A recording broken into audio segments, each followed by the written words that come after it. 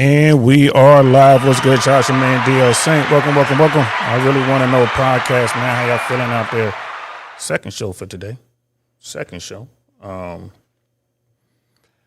I should say this evening. My bad. I'm doing what I do, checking levels and all that good stuff. Seems like it's good. I apologize up front for the confusion, guys. I know I finished the show and I'm like, I'll be back in like 50 minutes. As soon as I ended the early show, something came up and I had to go. Like I had to go do something. So I'm like, oh man. But I got it done, mission accomplished, and I got back as soon as I can. I threw that time in there like 11:30. I was pretty sure I'll be back before then. And now that I'm, got back way before then. So it's like, all right, let's get down. Let's just do this.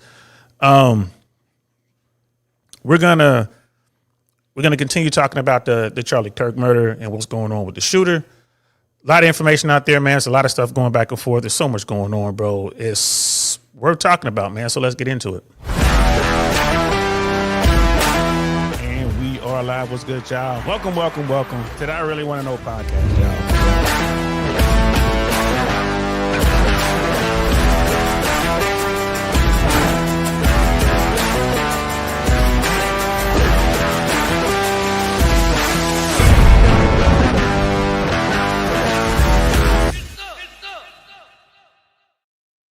Get some indeed, man. So yeah, man, we definitely want to talk about this. The Charlie Kirk shooter. I purposely don't say dude's name. I don't want to. I mean, what dude did was horrific, and you guys know I am no fan of Charlie Kirk. I don't, his views don't align with mine. His politics don't align with mine. Like I said before, bro, like he's over there in the world, of bigotry, some hate, and there's a lot of dog whistling going on. However, no one should be assassinated. No one should be murdered for just their words. He did not deserve what he, how this turned out. He just didn't. So I want to make that clear. So, and it's, growing up the way we grew up, you guys heard me talk about this before. Some of us were born into a world of hyperviolence. And, it's not just black folks. There's guys from the trailer park. There's guys from Appalachia. There's guys from the barrio. And by guys, I mean men and women, right? There's people not just from the inner city, but there's people from small towns. No one is immune from experiencing hyperviolence. Right, we grew up in a world where fighting was an everyday thing. We grew up in, I grew up in a world, where you could see someone shot dead in the street. You could have someone pull a weapon on you. You could be within a trigger pull of the end of your existence. So a lot of us, we see this, like you see this violence, you see, like that close up of what actually happened. Everyone had their cameras on. So you get to see exactly what happened. You get to see what a 30-06 does to the human body. Some of us have seen this growing up. Right. And this is why we understand how horrific this thing is. We understand the effects it has on everyone around. So a lot of people like, man, some of y'all seem real cold about this. Y'all don't care. Talking about the black community. It's like, no, we care. But we're used to it. We've been dealing with this. I mean, let's face it, in America, like people who look like me has been dealing with this, 400 years or so. It is what it is. And simply because you live in these bad areas, like you live around hyperviolence, doesn't mean that you see it every single day, all day, every day. You don't. But you do hear about it. So, when we see this kind of thing, it's like, damn, man, it sucks. But, what happened at that college in Utah is not the same as what we were dealing with in the streets. Again, what we were dealing with in the streets, a lot of people didn't agree with it, but it made sense. Like dude over there got popped because he robbed them people over there, or dude over there, got aired out because he tried to air out some people over there. But it would always make sense. Law enforcement knew who it was. Like it didn't take Sherlock Holmes to figure out these cases. Like, bro, we know who did it and why. It is what it is. Haley Ryan was good. Good to see you. Welcome.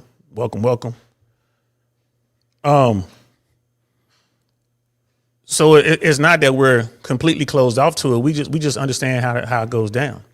We understand. And like what America is starting to experience now is the kind of stuff that, we've been dealing with. And like I said, it's not just a black thing, bro. It's white guys, white women, again, from the lower end of the spectrum financially to have to deal with this stuff. Look at what, drugs are doing, the opiates are doing, and now the fent is doing to those communities, man. Just absolutely ravishing those communities. It's like they got to deal with that. I never dealt with that. Right? We had people dealing with, the powder, dealing with the hard, dealing with the rock. So you had the hard, you had the soft, you had the rock, some people dealing with some heroin, but it wasn't like what it is now, like what's going on in the streets now, bro. You have zombies walking around. We didn't deal with that. It's like, whoa, that's crazy. Like when I see that, like it's literally people bent over and zombie, like the bodies falling apart. Like, yo, we didn't deal with that. That's something that the younger kids got to school me up on. Like, bro, how y'all handling this? But America now has to deal with this hyper violence. That again had nothing to do with our community, man. We had nothing to do with this. We didn't bring this on. We ain't got a dog in this particular fight. But the politics of this, which to me I think is sad. You got the politics of this where you have the politicians are out here trying to use this to their advantage to do some sort of things or whatever, which, I understand politics is a cold game, but damn, so right off the rip, before they had anyone in custody, there were those people out there saying it was this type of person, and when we find them, we're going to do this and that, death penalty, blah, blah, blah, blah, blah. Then you have people like me, just regular old folks who just been in this world long enough to realize like that type of crime normally lends itself to a certain type of person. There's a demographic, there's a profile that we all know, like that type of thing. Yo, that's going to be a lone wolf, probably a white dude, probably a weirdo, probably someone who's been isolated, definitely someone with mental problems. Somebody that got something going on. That's what that's going to be. Something up here ain't right. That's what that's going to be. And turns out that's exactly what it was. Right. If something like this had happened, if you had someone who was targeted and, it involved a car that was still moving, like a drive-by, then I'm like, oh, you might want to be looking for this type of person. Like what kind of weapon was used? Oh, they were using small arms, 9mm, 40mm, something like that. Shotgun. All right. You might want to be looking for some people, maybe in this group. You know what I mean? But long range rifle, what's caliber 30-06? What? One shot? What? That's gonna eliminate a whole bunch of people. And it did. So, and again, like when they finally do catch the person, and they caught the guy, and it was exactly, this guy looked pretty much how I thought he would look. Like the demographic, it was there, the profile was there. Like, yeah. And that kind of, it kind of stopped the message that was coming from some people. So that message had to continue to evolve. Well, it was, maybe it wasn't that, but now it's this. Like maybe, it wasn't a leftist per se, but it was a person who was left leaning. Well, maybe they weren't left leaning like that, but, they're part of that community, rainbow community, the HD TV, CIA community plus whatever. That's what did it. And then, maybe. And then now we have the friends of the shooter, people who knew him, people who, kicked it with him. They were in his circles, in these chats, in the same discords, playing the same video games. They're coming out and they're saying, yo, this is what it is. Like the guy's family came out like, bro, this is who we are. We don't, it's, the apple can't fall that far from the tree. Like this dude came up this way. Like you got grandma coming out saying that stuff. You got people in the community coming out saying like, yeah, good family, Mormon, Republican, not just Republican, but MAGA. This is what we do over here in this home. And then you have the black sheep, so to speak. And, people like, he's got to be deep into the leftist world. How? Like, how is he going to get that deep? There's not that many people there, especially the part of Utah that they lived in. Like, all right, maybe if he was in Salt Lake City, maybe. You know what I mean? So the friends are coming out. The friends are like, yo, this is what it is. And we don't understand it. We're struggling to understand it. We can't figure it out. What the hell happened? And that's what we're going to talk about tonight. All right. So we got a video we're going to pull up that talks about this very thing. And this is from a really big YouTuber, Harry Sessons, 300,000 plus subscribers. Kirk shooter's best friend drops bomb on MAGA. Obviously, this video and this point of view is coming from people who are on the left. You know what I mean? There's no getting around it. You know, you're going to have people on the right, MAGA and all that. And you're going to have people on the left. And you're going to have everybody, you know, and the vast majority of people are going to be somewhere in between. So this is coming from someone who's on the left. Just digging up information and putting it out on their show. I saw this and I'm like, you know what? Let's talk about it. Right? It's not going to take us forever to get into this. I just wanted to show this. And, you know, we're going to be talking about this case until the case is resolved one way or the other. You know, this shooter is facing the death penalty. Like, okay, that makes sense to me. I'm just going to go on a record right now and say I just don't see the guy getting the death penalty. I don't think when it's time to, you know, once the verdict has been handed in and once the judge is ready for the sentencing phase, I don't think he's going to get the death penalty. And even if he is sentenced to the death penalty, I think the governor will commute it. That's just what I'm thinking. But we'll see. We'll see. But we're going to watch this video and they're going to talk about the information, the chats, the back and forth between the friends of the shooter. Remind me, and these guys are just regular dudes. You get a peek into what was going on in their world, man. Let's check this out.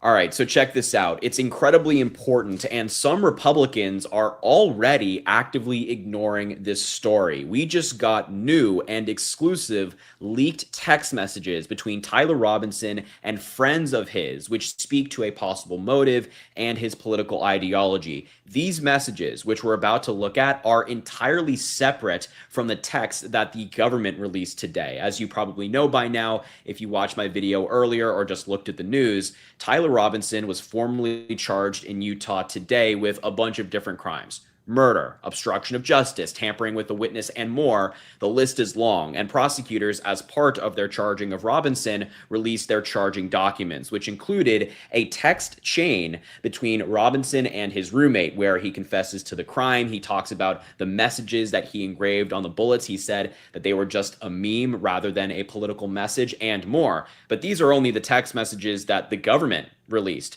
Ken Klippenstein, a journalist who interviewed one of Tyler Robinson's longtime friends, has obtained a bunch of different messages from Robinson to a lot of his friends on Discord, and they tell a pretty interesting story. So I want to get into this article from Ken Klippenstein. Before I do so, make sure to subscribe to the channel, drop a like on the video, comment, let me know what you think about the story and everything that has taken place in the United States in just the past couple of days. But without Make sure you guys do that. I'm pretty sure I have this video linked in the description below if you want to just go check that out. Let me check right now. Yes, I do. The video is linked in the description below.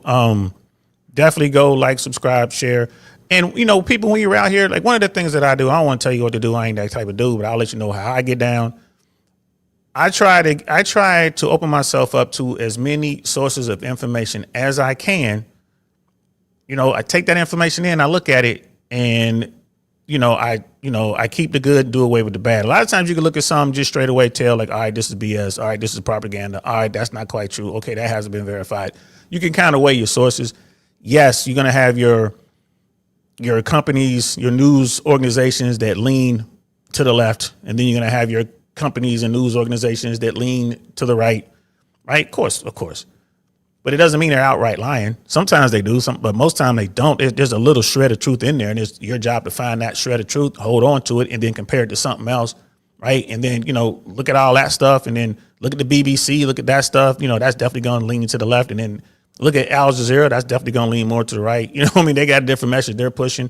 You know, just keep looking around and piecing this stuff together. You know, and it's like right now within MAGA, bro, there's a war raging. You know, like Candace Owens.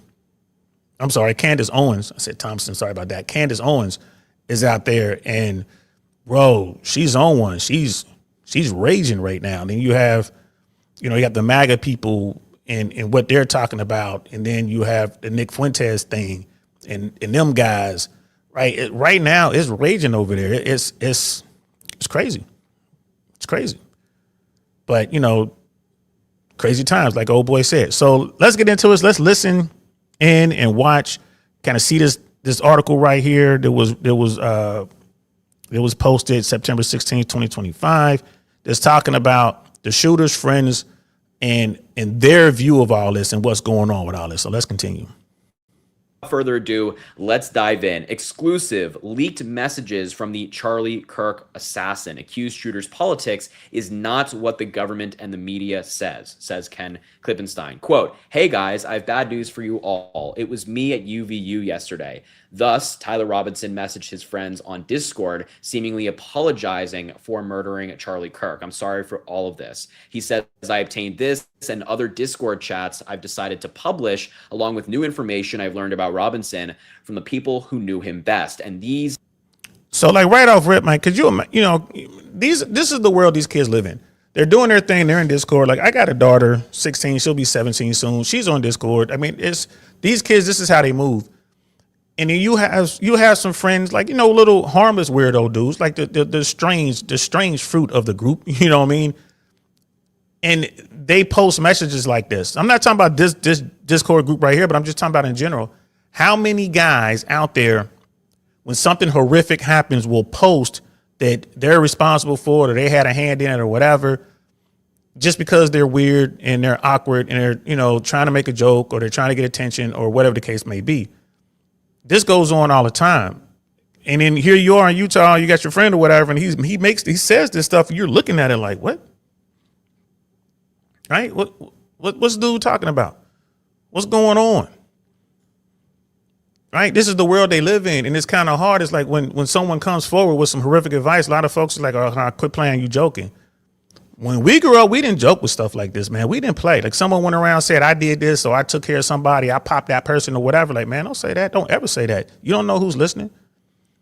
You say that and you start laughing like, ha, ha, ha, man. Somebody might not think that's funny. You don't know who's sitting around here.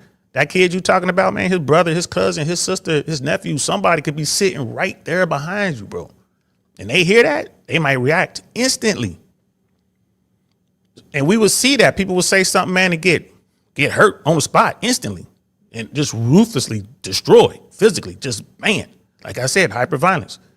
Not to the point where they were deleted, but just beat down.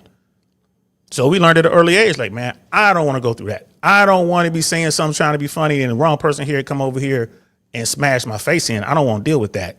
Break my ribs, send me to the hospital for a week. I know people had to go through that in the hospital, man, for a week trying to recover after saying something stupid like that, which was senseless. Didn't have to say it. And then, yeah, the person who did goes to jail or whatever, but people like, man, you didn't have to act like that. Well, it wouldn't have happened if you ain't said that stupid stuff, right? But today, these kids, they're in this make-believe space, bro. So they're saying all these things, and you say, well, is he for real? And I wonder if those guys in this group would have told law enforcement. I wonder. They're like, no, he's serious. He really did it. Did they pick up the phone to call law enforcement? I wonder. Let's see. This is just an example of one of the leaked text messages where Tyler Robinson, who is behind the username you can see on your screen in pink and purple, whatever it is, confesses to the crime, saying, "Hey guys, I have bad news for y'all. It was me." He said this into his large Discord with a bunch of his friends who are part of basically this big group chat. That's a good way to think of it. It's just a big group chat. And it's important to point out before we look at more of these text messages that Donald Trump has been portraying Tyler Robinson as a far left lunatic. Many on the left have been portraying Tyler Robinson as a far right lunatic, but the answer is probably more nuanced than that. And as I said in my video earlier today, from everything I've seen, from reading the charging documents, from reading the text messages, it seems more like this guy is just insane. He's just a guy who snapped, became a psychopath, and did something terrible rather than acting out of a political ideology per se. According to one of the and they're right. This kid snapped, man. I agree with that assessment. Right. And I said it from day one. I'm like, bro, you're looking for a lone wolf. You're looking for someone with some mental issues. You're looking for someone, a weirdo. You know, that's what you're looking for. Because think about it. If the guy was really off the rocker, like most of these active shooters, this guy had an opportunity from his vantage point, and with his knowledge of weapons and with the access to weapons that he had, that guy could have got anything that was magazine fed. He could have gotten an AR, AK, anything like that. 30 round magazines, could have had well over 200 plus rounds if he wanted to, sat in that same spot, still took the first shot, right? And did what he did. And then he could have just emptied the mag into the crowd, man. They say there was thousands of people there. Certainly hundreds of people crammed into that amphitheater, right? Hundreds of thousands, or hundreds of people that was up there by his primary target that he could have hit. And then there was like thousands of people as it spread out through that amphitheater or whatever and on campus. He could have just sat there, man, and dumped, 200 plus rounds and then escaped or tried to escape. But he didn't do that. This dude was fixated on one person. Like it could have been much worse is the point I want to make here. Much, much worse. We got lunatics, crazy people going into churches and going after children, or going to Las Vegas during concerts and just randomly, sending rounds down range to just people they don't know with bump stocks and stuff, just doing that. He didn't do any of that. Just one, he had one mission. He fixated on one person, did what he did, and got up out of there. Right? So I do believe the guy has mental issues, serious mental issues. There's all kind of problems. I don't think it was the politics that motivated him per se. I think it was the noise, the politics, social media, and more importantly, just that AI driven, rabbit hole that people find themselves in. I think that's what pushed him over the edge. Like that messaging, the social media, AI driven stuff. They just keep giving you what you're looking for, and it gets worse and worse and more intense. I think that sort of stuff just pushes you closer and closer and closer to the edge. And then something happens and you snap. That's you going over the edge and you go do something wild, something crazy. That's what I think happened. Not to make excuses for this guy, but I think that's what's going on. How do you come from a household and come from a life that this guy had and do this thing and then go right back home? Like, you know what I'm saying? Like nothing ever happened. It is obviously something going on up here. Childhood friends who asked not to be named for fear of threats. They said this about Tyler Robinson: it's been so terrible, and seeing it from an inside perspective is so frustrating. And we know that this childhood friend knows Tyler Robinson because they provided Ken Klippenstein this photo of him camping, which of course a random person would not have. So important context there. Quote, they continued, "I think the main thing that's caused so much confusion is that he was always generally apolitical for the most part. That's the big thing. He just never really talked politics, which is why it's so frustrating." And if you've listened to Kash Patel or Donald Trump or J.D. Vance, you would think that this shooter, this criminal, has a long history of engaging in politics online, basically left a trail which made it abundantly clear what he believed. But it's the opposite. Many of his closest friends said, yeah, he just never really talked politics. This, to me, doesn't sound like an overtly political lunatic from either side. As I mentioned, it just seems like somebody snapped. But of course, we're going to learn more as prosecutors release more. The picture that emerges bears little resemblance, Klippenstein says, to the media version. Robinson, I am told, though quiet, was a well-liked person with a supportive family. The friend group who he interacted with on Discord, far from some kind of militia camp or Antifa bunker it's been portrayed as, represented a range of different political views, but they mostly talked about video games. Like, normal 18 to 22-year-olds do. Yesterday, FBI Director Kash Patel said in an interview that Robinson subscribed to left-wing ideology, citing his family remarks to investigators, which they did include in the charging documents, if I can find it here, right here. Robinson's mother explained that over the last year or so, Robinson had become more political and started to lean more left, becoming more pro-gay and trans-oriented. And this seems to be what politicians on the right and prosecutors are relying on to say that he's left wing. But so you have a family that's MAGA living in Utah. You're in flower of a country, Mormon. I mean, I can imagine the political conversations at the dinner table for Thanksgiving or whatever holidays, whatever. Everyone's on the same page as a bubble. So you got, and for grandma to come out and say, well, he became left. Right. So, okay, what's left to them?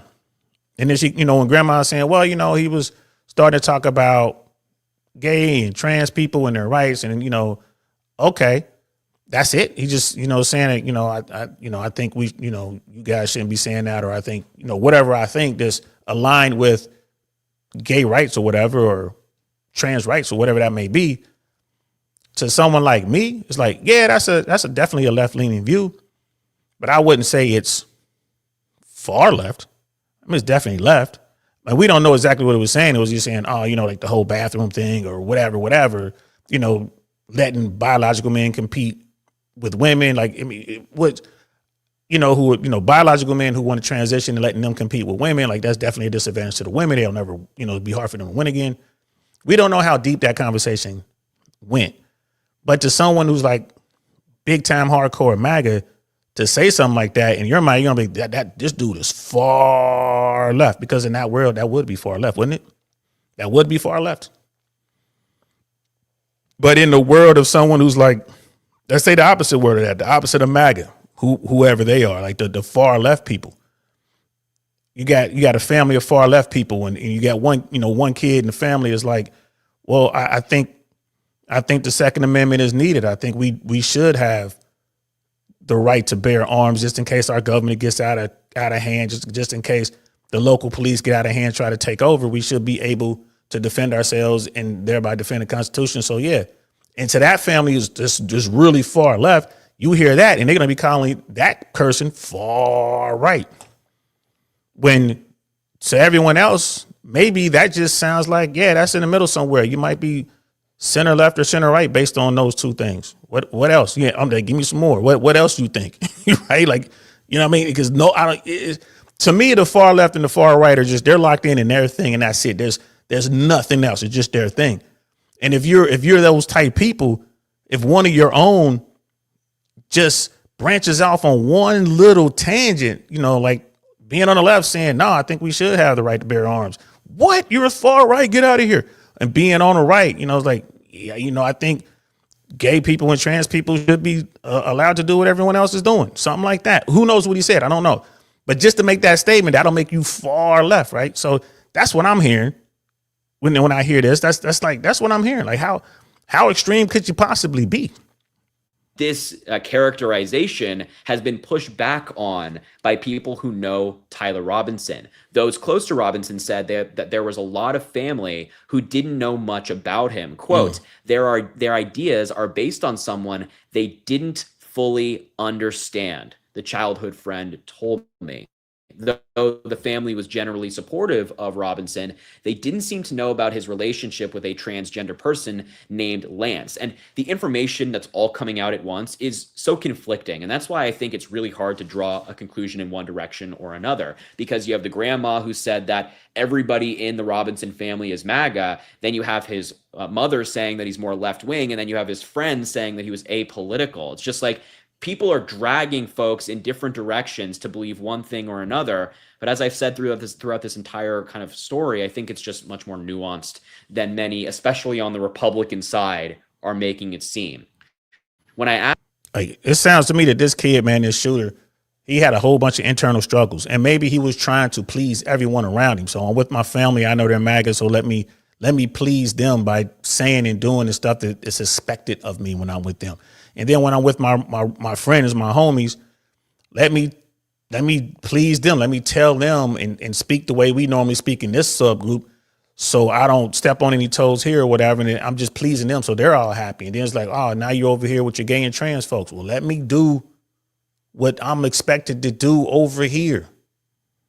Right? I'm kind of starting to hear that. Like, it's like, dude is just, he doesn't truly know who he is, doesn't really have his identity, and it doesn't seem like he believes he has the space, to figure it out. That's a lot of pressure. That's a lot of pressure. You've been doing this for how long? You've been doing this, since you were 10, 12, 13 years old, 15, 16 years old? How long you been going through this, bro? Right? Like, are you outside touching grass, or like, not really? We know you're on the computer, probably 12, 16 hours a day. Like, did you get the chance to figure out who you are? Like, what I'm saying? Always, I'm always talking about Sun Tzu, bro, the art of warfare, man. Know yourself, know your enemy. you don't know yourself, you don't know your enemy, man. You ain't never gonna win. You're gonna have a problem. This is definitely an L right here, right? At the highest level. So it sounds to me like this kid was just trying to please whoever he was with. And they keep saying he was quiet. He ain't really say a lot. Like they said, dude, like, oh, he ain't really talk politics like that. Right? So, and there, again, all the groups that he ran with seem to be shocked by his actions. Like, damn, we didn't see this coming.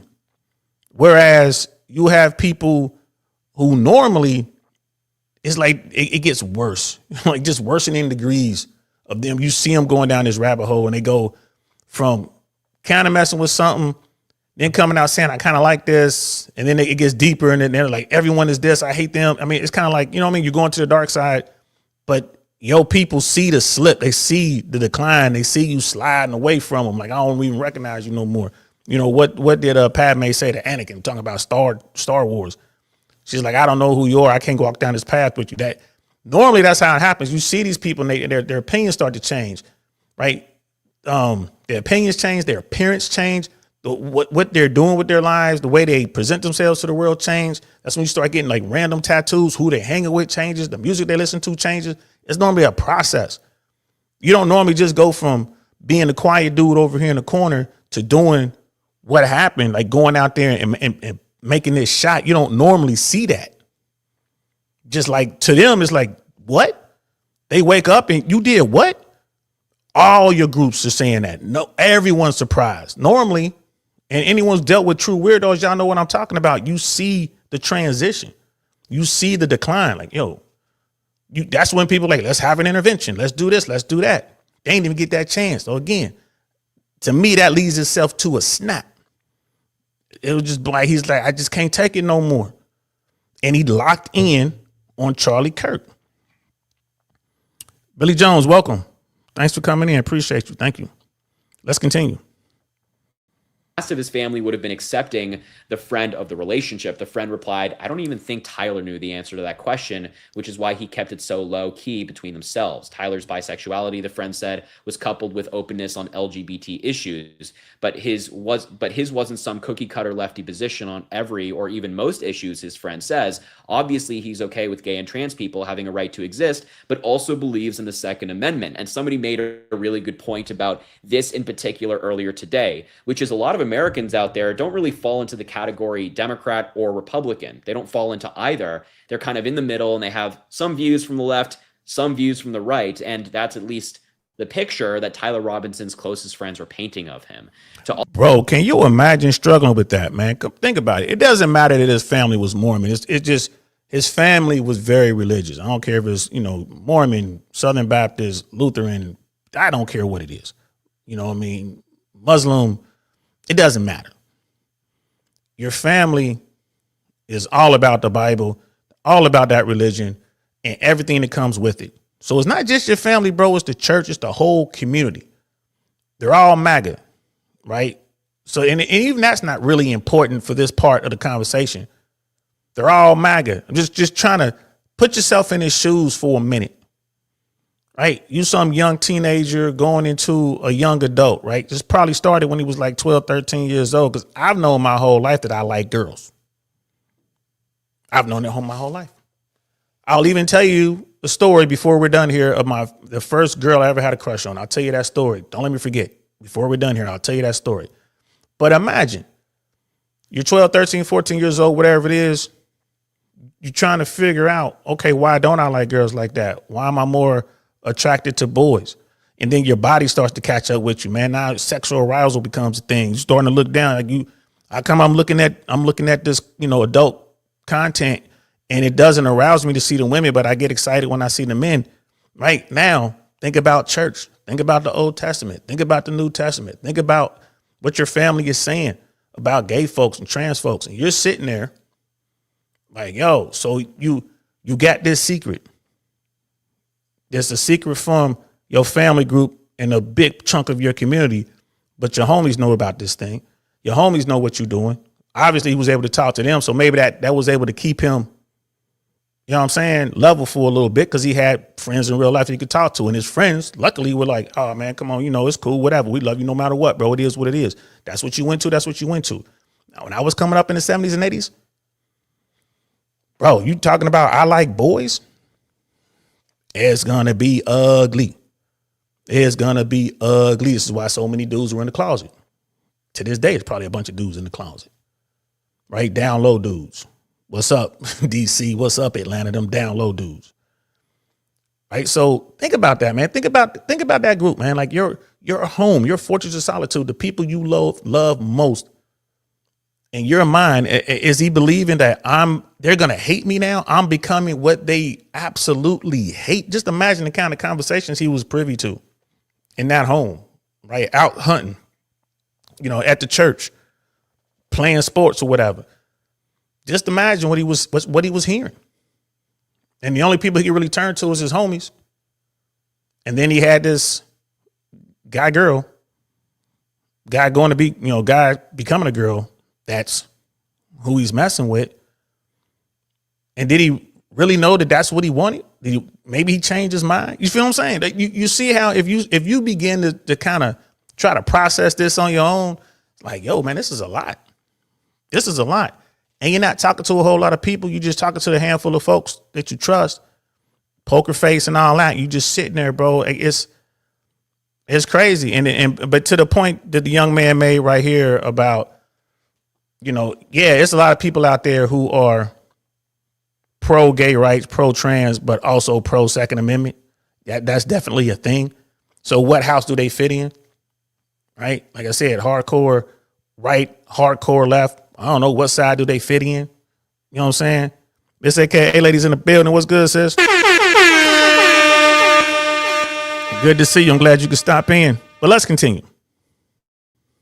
All of us, it seemed like he was a simple guy who liked playing games like Sea of Thieves, Deep Rock Galactic, and Helldivers 2, loved to fish and camp. These are all video games. And as you'll remember, the words that Tyler Robinson put on the shell casings are now at least confirmed to be references to video games. I mean, Tyler Robinson even said this himself in the text messages prosecutors released, saying the messages are mostly a big meme. If I see one of them on Fox News, I might have a stroke. So even Tyler Robinson is kind of confirming that, a lot of these were references to video games. And here are some of the messages where, for example, he talks about video games in conversation with, I guess, one of his friends here on Discord. And there's more. The only time he ever mentioned politics, the only time he ever said the name Biden or Trump in this Discord where all of his friends were, and he's been in it since at least 2019, probably even before, was he mentioned Trump once in 2019, referencing the impeachment inquiry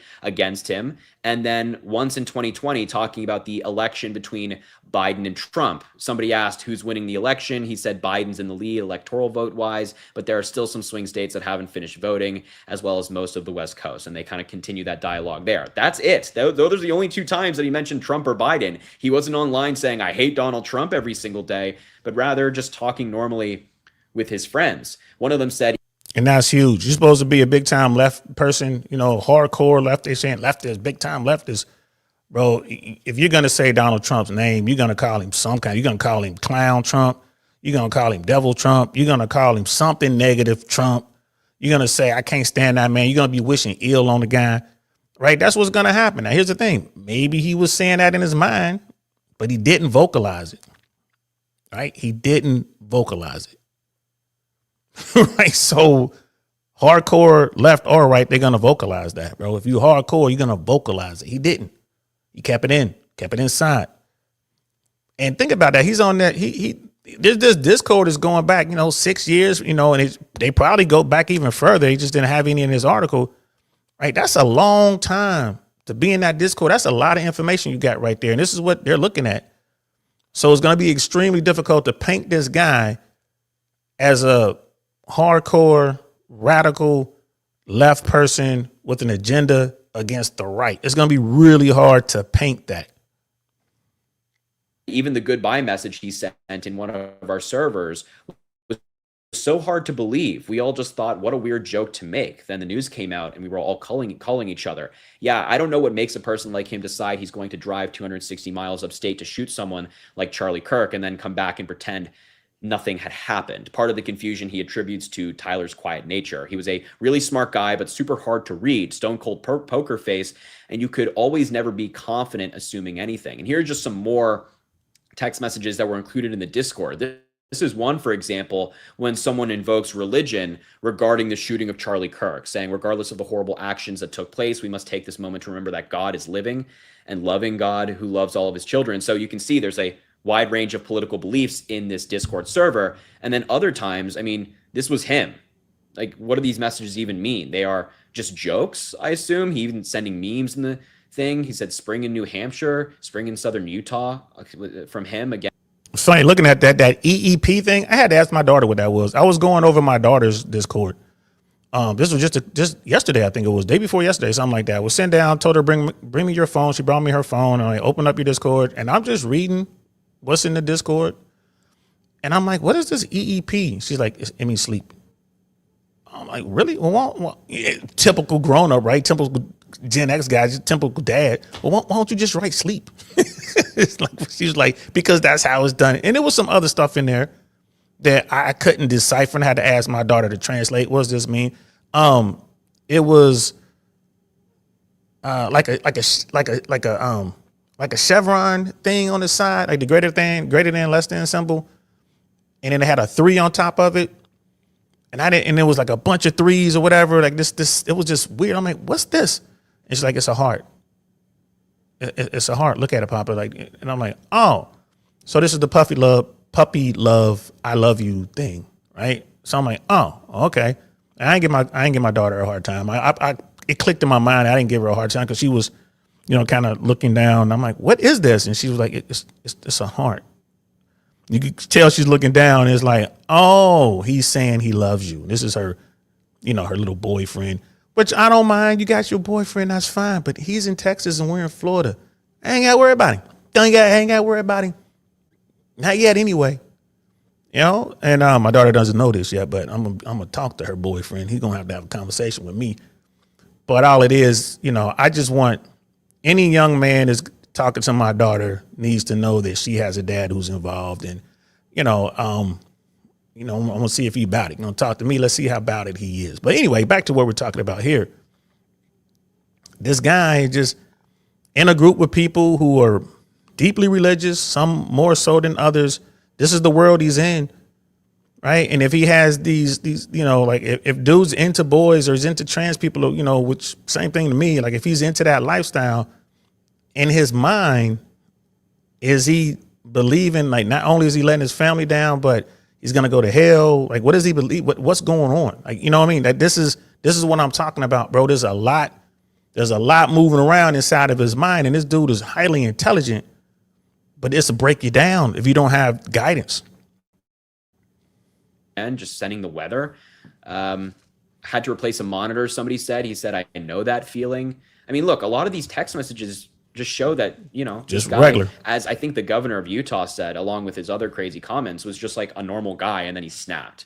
So I've maintained, and I think I still maintain, regardless of the governor of Utah and prosecutors saying that he's left wing, I think I maintain that it's just much more nuanced than that. And I don't think there's really much evidence to point in one direction or another. He said he hated Charlie Kirk, said that Charlie Kirk spread hate, but also the bullets on the memes, or I should say on the bullets, were just that. They were memes according to him. So I don't know. Let me know in the comments what you think. I'll leave the video there. Thank you so much for watching. Make sure to subscribe down below, drop a like on the video.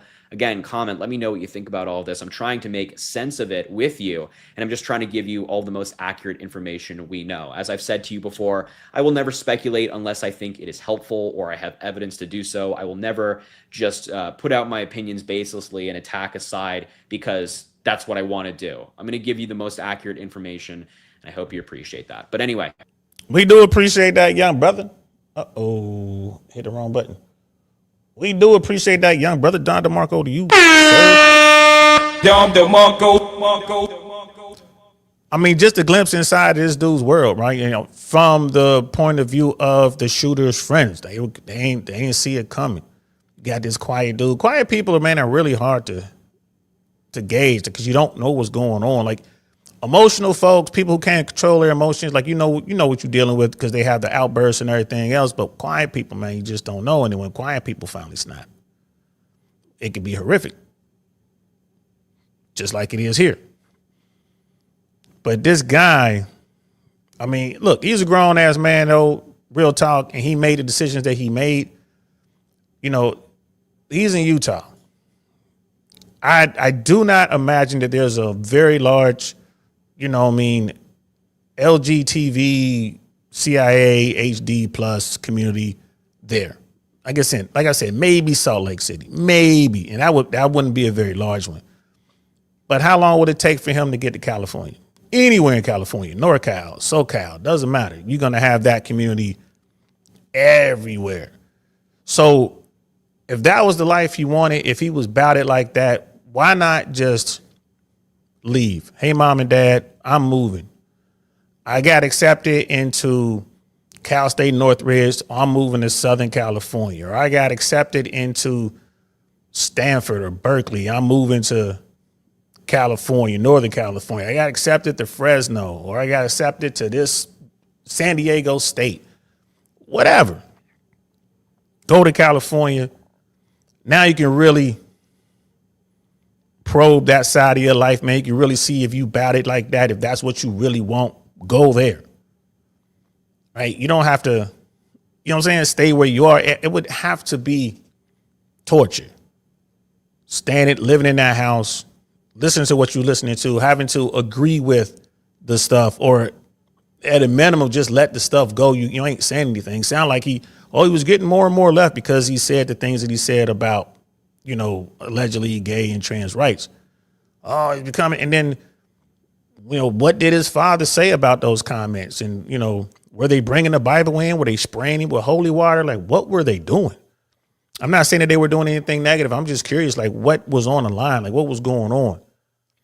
It could have just been him. He could have opened up to his parents and like, hey, this is me. This is who I am. And I'm about to bounce. And they might have been like, all right, here's some money. Get yourself set up. We love you. We're here for you. If you need us, go find yourself. Maybe it would have gone down like that. Or maybe they would have called him all kind of names and told him never to come back. I've dealt with people who've had to deal with that.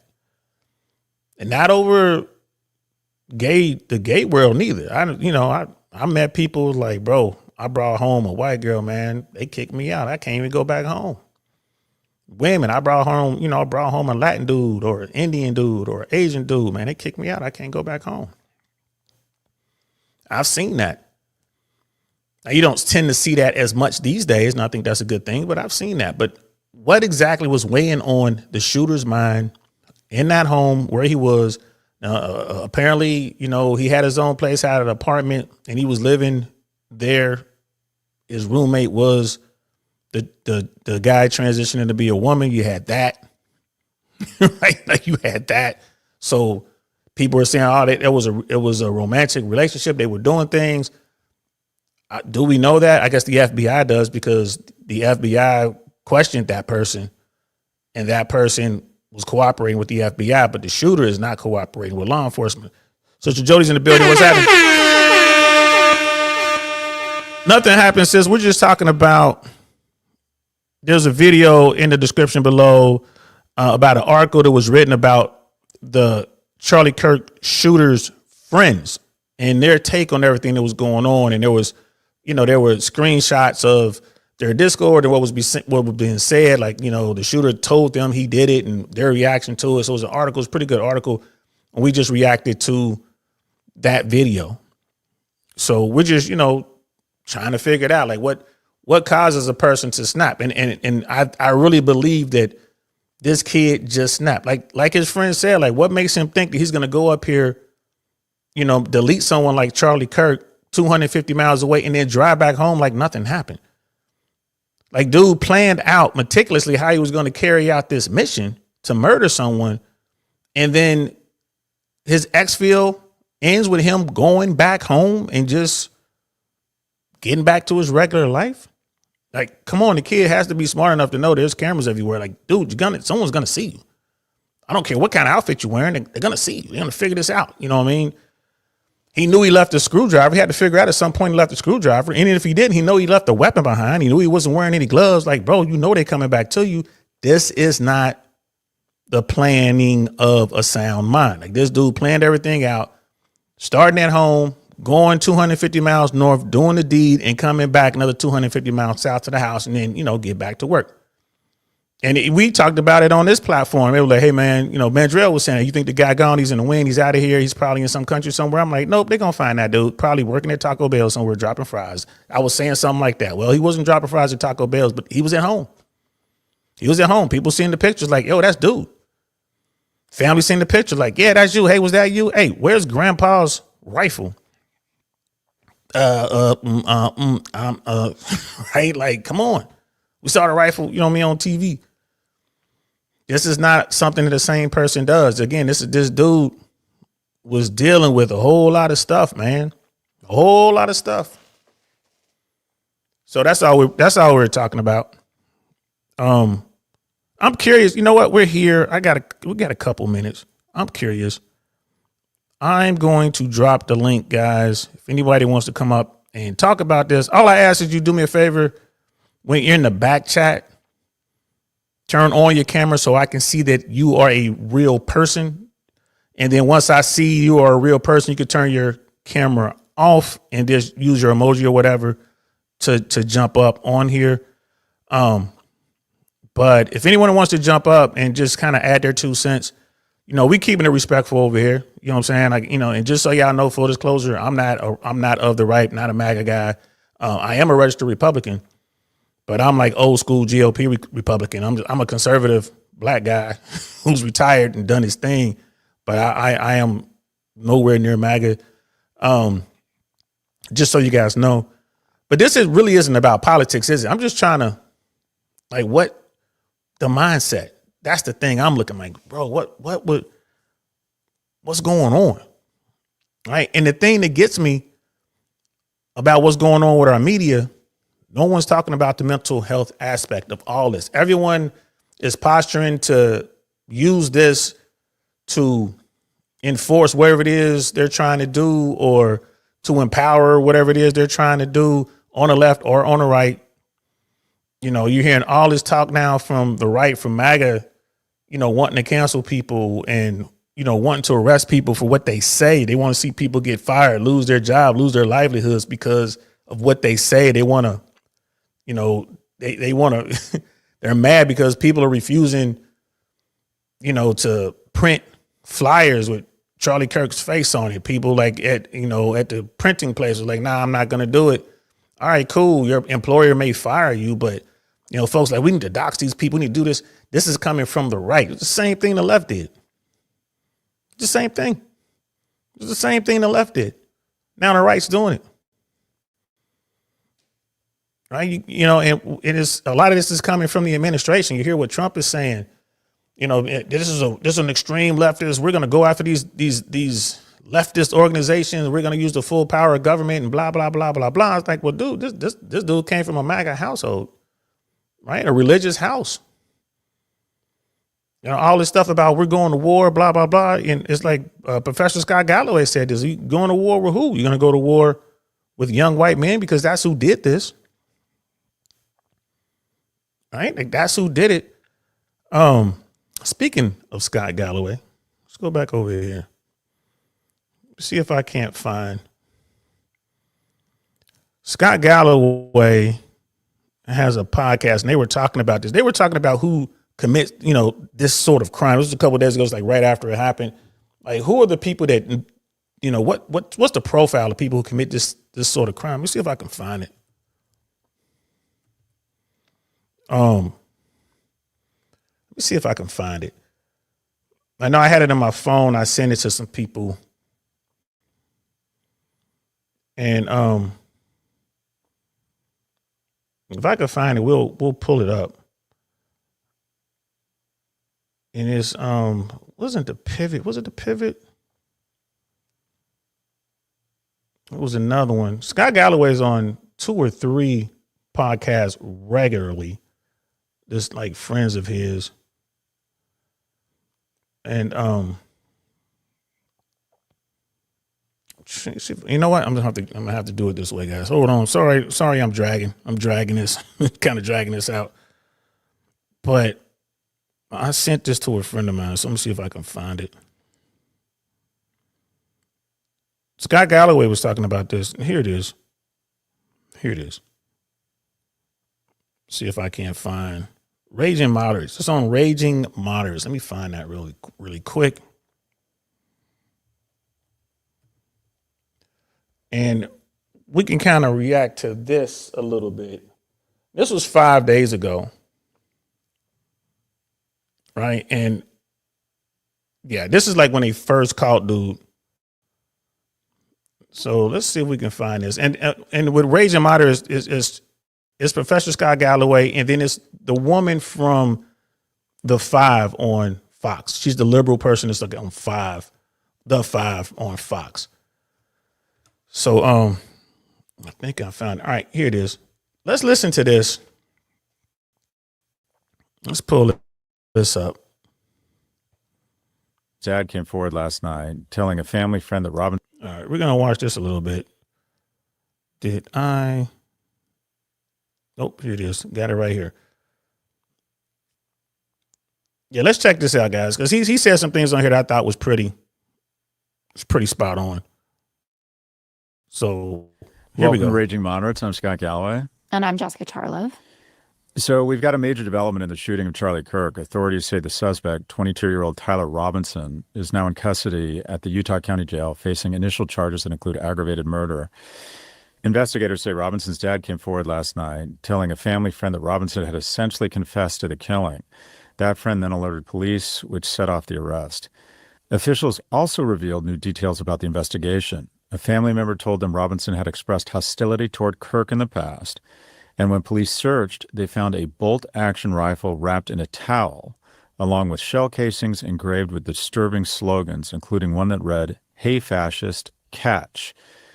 Jess, any thoughts here? Yeah, I mean, first and foremost, I'm glad that he's been apprehended. Happy about that, and that it'll give some solace maybe to Charlie Kirk's widow, Erica. In terms of the profile of the kid, he's, I don't want to say bog standard in any way, because most people don't go out and kill people, but like a terminally online person. On the shell casings, you had everything from the Ciao Bella, the kind of anti-fascist part of this, to references to video games and furry memes. The game, I think, is Helldivers 2, which I have not played myself, but he was very active in Discord channels, even talking to people in there about this, apparently, that like the rifle was left in that wooded area, you know, where he dropped it when he ran on foot. And Governor Cox, he had a lot of important messages that he conveyed. I was particularly struck when he said, "I had hoped that this was someone not from here, because this feels so un-American, so evil, that you almost wish that this was a foreign enemy that came in to do this." But he also said social media is a cancer. And I would encourage all of you to get offline and get out in the world. And I think he said, and touch grass. What are your initial thoughts? They're right about that. That's a message that we can't hammer home enough, man. We got to continue to beat that drum. Find that balance, man. I'm not saying don't get online. I'm not saying don't play any games. I'm not saying don't watch any TV shows or movies or podcasts. Watch them, do that, but find a balance. You got to get out there, and try to balance out what your content. Like if you go through my YouTube, it's a little bit of everything on there, bro. It's all sorts of stuff. Everything from history to, red pill content to blue pill content to, space stuff, science fiction stuff, bro. I mean, I've been watching so much content and consuming so much content on 3i Atlas right now, which is crazy. You'll see stuff out there like, yeah, 3i Atlas is slowing down and changed course and it's going directly to Mars. I'm like, what? And of course, you got to dig in there and see what they're talking about. So much clickbait out there. But, but there are people, you go to their YouTube channel and it's all the same stuff. You might have a red pillar, which is all red pill content. Black pillar, all black pill content. You got someone part of the Rainbow Clan. It's all that content. Like you got to mix it up. You got to try to keep it balanced, because the AI, the algorithm, is not going to keep it balanced. But yeah, this kid was playing a lot of video games, was doing his thing, and now we're all trying to figure out why. Well, like you, I'm glad they caught the guy, and it starts to create some sense of closure, if you will. But it just fits the profile, because if you were to try and disarticulate why something like this happens, and you'll never totally get rid of it.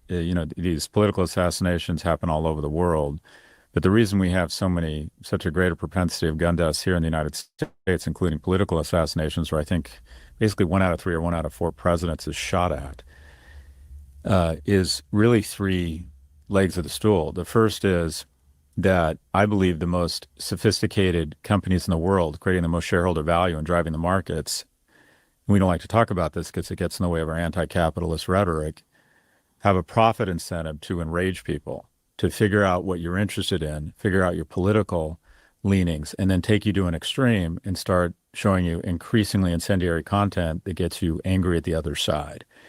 We have connected the health of our economy to rage. I'm not saying these tech leaders wanted to do this, but there's just no getting around it. Search your own. As Darth Vader said, search your feelings. You know this to be true.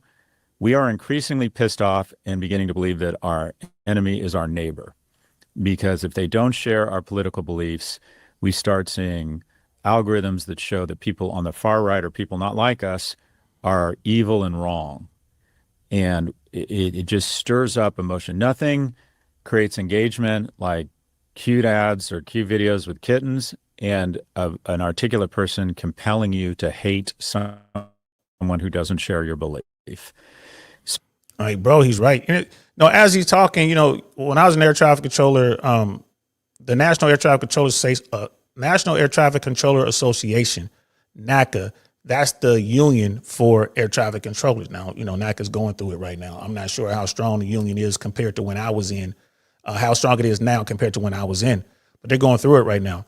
So NACA has a PAC, the Political Action Committee, and the NACA PAC is like really involved politically in DC. On Capitol Hill, we have, I keep saying we, but they have the best lobbyists, basically,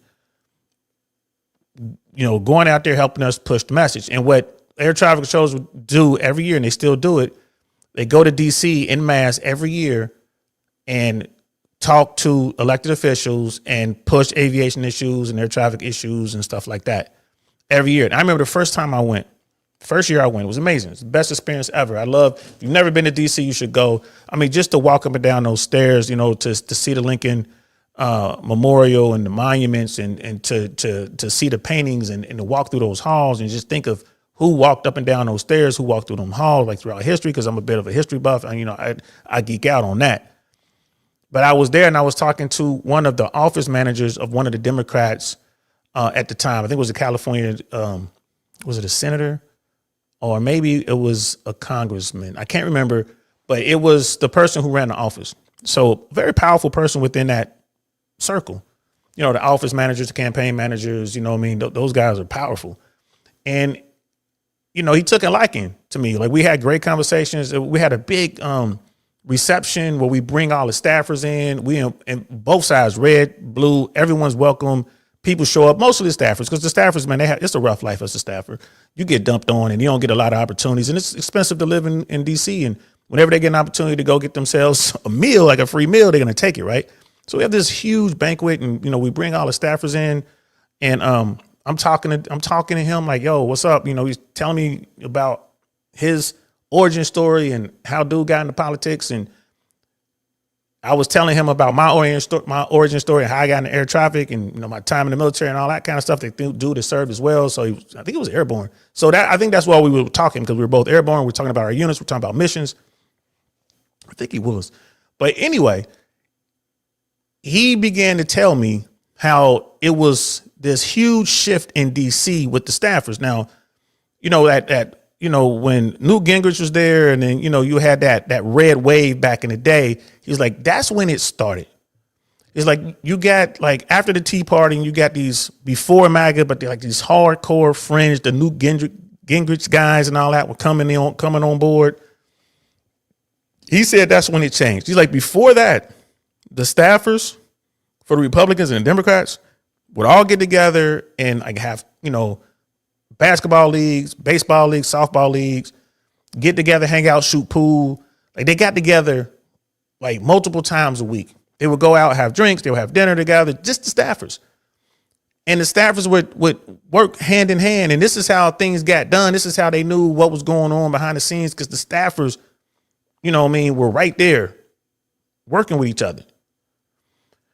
And he said, bro, when he's like, man, this new wave of Republican guy here, bro, that contract with America stuff and all that, that's when it happened. He was like, bro, we don't play basketball anymore. His big thing is like, man, we used to have this basketball league, bro, and we don't do that anymore. Like, he's like, they're told that they can't talk to us. They can't commingle. They can't, go out with us and do things, and we can't go out with them. And he was like, that's really hurting us here in DC. That's really hurting the process. That's hurting America. That was way back when, man. It's like this is before 9/11. Right. So it must have been like 99, maybe 2000. He's like, bro, it really hurts us. Like we can't get anything done. We don't know what's going on the other side. They don't know what's going on our side. We don't know, why there's friction or whatever. Before, most of the problems will be solved on the basketball court. Like, all right, we can make this happen. All right, cool. If y'all do this, we'll do that. Blah, blah, blah. It's done. I'll make sure the boss is cool with it. A lot of the time, the boss would send the staffers out there. Hey, see if you can work this out, man. We're really trying to get this bill passed. Find out what they really need. Find out what the problem is. So let's see if we can fix this thing.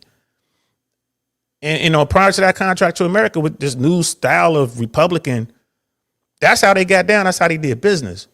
And that went away. And I don't think it's ever come back. I think they're still separate. Yeah, they may still play basketball, but Republicans only play with Republicans and Democrats only play with Democrats. And that's a bad thing, man. That's a bad thing for our country, man. Really, really, really, really bad. Like it's hurting all of us. So it's been a slow decline going all the way back to the early 2000s. It's been a slow decline until we get to this point, because so many people are just, it's us versus them. And that's not the way to get down. That's not how the founding fathers designed this experiment. Right. And the result of this is going to be more senseless violence from weirdos who haven't touched grass. Think about that, guys.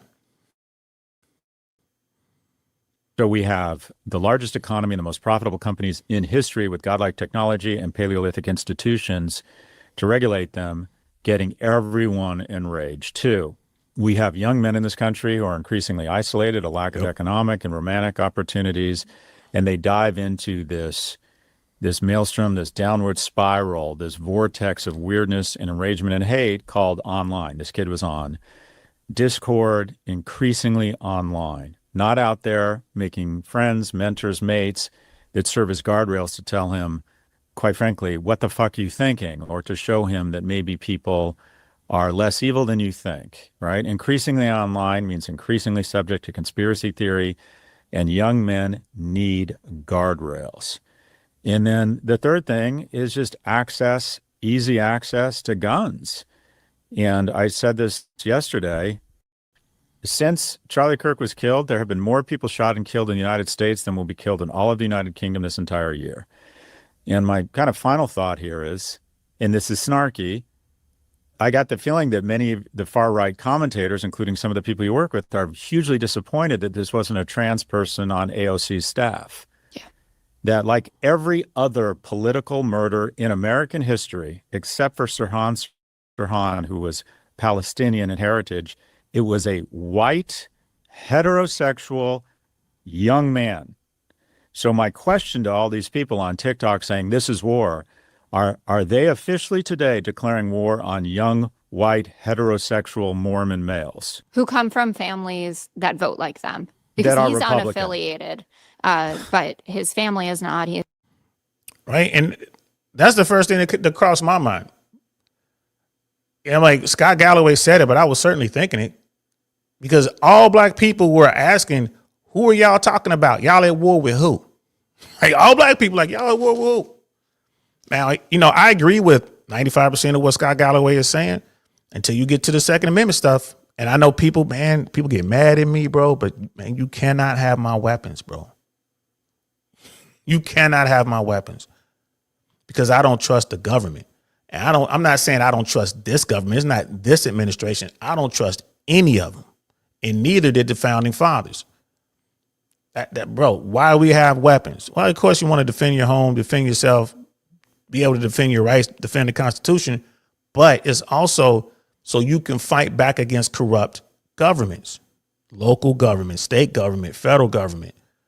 That's why, right? Check out the fat electrician when he talks about the Battle of Athens, right? In Tennessee, the Battle of Athens. Go check out the fat electrician, not right now, when we're done here, and watch that story. This is why we have the Second Amendment. This is why I believe every American should have at least one weapon in their home, one rifle in their home, and at least 250 rounds of ammunition. That's what I believe. That's going to keep the government at bay. The government's got to think about, like, wait a minute, it's America. And the fact that we have more guns than people in this country, it's impossible. It is impossible to get all the weapons out of here. And even if you can snap your finger like that and all the weapons go away, people are going to make more. You don't need a big factory to make guns. People are going to make more. People in prison make firearms, bro. Little zip guns and stuff like that. Imagine if you're not in prison and you got access to material, you can make any kind of weapon you want. 3D print it like Luigi did. But, that's what, a lot of people get mad at me. They hear me talking. I'm like, man, you can't have the weapons, bro. Why? Because we have way too many corrupt officials. We have way too many corrupt cops. I'm not saying all cops are corrupt. There's a lot of corrupt ones out there. Right? Look at the body cam video. If it wasn't, thank God for cameras. Otherwise, cops will still be getting away with 85, 90% of the stuff they're doing. They're breaking the laws. They're violating the Constitution daily in this country. Let's continue. He comes from a law enforcement family. His father's a sheriff. And we should note that, his father turning him in is quite something. And, we've seen more cases where parents have been blamed and prosecuted for the crimes that their children. And then it turns out that his father wasn't a sheriff. It was, I think, the minister has it and had ties to law enforcement. His son did the right thing, or that he made sure that his son was brought to justice. I totally agree with you. It's been reported, and obviously this is a moving investigation, so we'll see, but that he was a college dropout, only went for one semester. Off of social media posts, it looks like he scored very highly on the ACTs when he took them in the top 1%, got a score between 34 to 36. This is someone who could have had a very different future, and he ended up living with his parents and going out and carrying out this incredibly tragic political assassination. One thing that hasn't been discussed that much, and I thought as a rumbling online. And she's saying it's a political assassination. I would agree up to the point that Charlie Kirk was very political. And, he chose to dwell in that world. I think this guy, this young guy, again, young, smart, but weirdo. I don't think it was necessarily political driven. I think he just didn't like Charlie Kirk's message, and he got an opportunity. Like he just put everything on this man, and he got an opportunity to literally take a shot, and that's what he did. I don't think it's political, but I mean, I could be wrong. But I think is worth shining some light on is that people were taking kind of too small of a view of what the modern right looks like right now, and not understanding the differences between, for instance, like the Nick Fuentes wing versus the Charlie Kirk wing, which were at odds with each other. A lot of that based in whether you support Israel or were anti-Semitic. And Nick Fuentes, obviously, modern day Nazi ideology going on there. More information will come out, but they're certainly investigating any ties to far-right groups more in the mold of Nick Fuentes than in Charlie Kirk's. And, he started talking about this a couple days before, said, Charlie Kirk is going to be in town. And I don't know if it was him or someone else in his family saying it's all really hateful rhetoric that Charlie has been putting out there. And maybe that was the final straw of when he went to do this. I also want to touch on what you said about the disappointment that this isn't, a trans shooter with blue hair that fits some caricature of the left that really only exists in the recesses of the online. I mean, bro, could you imagine if it was a trans shooter that was half black and half Mexican who, was in the country illegally and, was, stole, I don't know, was robbing banks or took stimmy money or something like that? Could you imagine if the shooter did, in fact, fit the profile and fit the narrative that the right was trying to create? What would have happened then? I mean, again, right from the very beginning, like, man, I just don't see it. I think it's just going to be a lone wolf. It's going to be a weirdo white guy with a gun. I think that's what it's going to be. And this one's weirdo white guy with a gun who happened to be very smart. Online world. I hate that that's the case. And I also hate that the president will not be willing to acknowledge that reality is not what he says that it is. And this is a moment where we really need to kind of take a step back and say, now we have political assassinations going out. And Charlie Kirk, for all intents and purposes, is part of this administration. I mean, his casket flew back to Arizona on Air Force Two. He was instrumental in getting J.D. Vance picked as the vice presidential candidate, very close with the whole Trump family. This needs to be taken way more seriously than it has been by a lot of people. And Bernie Sanders posted a great video, about 4 minutes, talking about how unacceptable this is and that we don't live in a free country and in a democracy if things like this happen. And I hope that more people take that perspective on this. Well, people need to understand, though, and I can see why the right is so hurt. I can see why the 1%, the people who fund the right, not just MAGA, not just, the old school GOP Republicans, but the people who fund it, like the 1%ers that are pulling the strings. Charlie Kirk is irreplaceable. There's no one that can just step into his shoes and continue doing what he was doing. There's no one that had that tie to the young people at college campuses like Charlie Kirk had, especially on the right. Right? Think about it. Think about all the people on the right now. Who could step up and fill the void? No one I can think of. No one. Like, he has this organization. That organization isn't going to go anywhere. It's not going to die, but it's going to lose its pool. It lost the A-lister.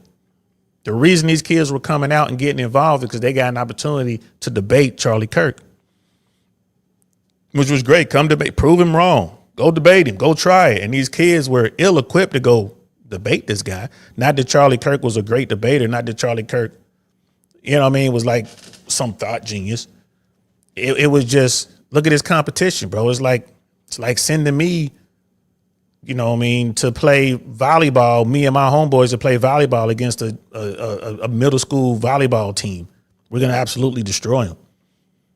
Like Charlie Kirk is going in here talking to these young kids who aren't prepared to have a conversation. He absolutely destroyed them. But every now and then, a grown-up would show up to one of these events and sit down with him, and, Charlie Kirk would struggle.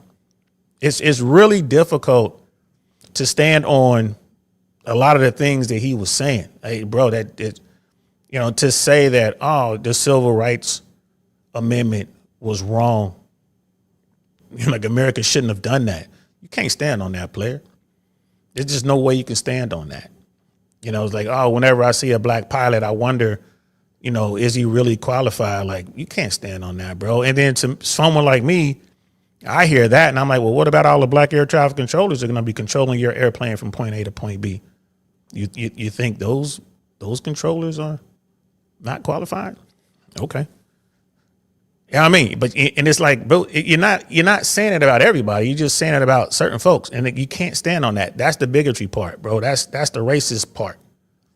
That's the dog whistle.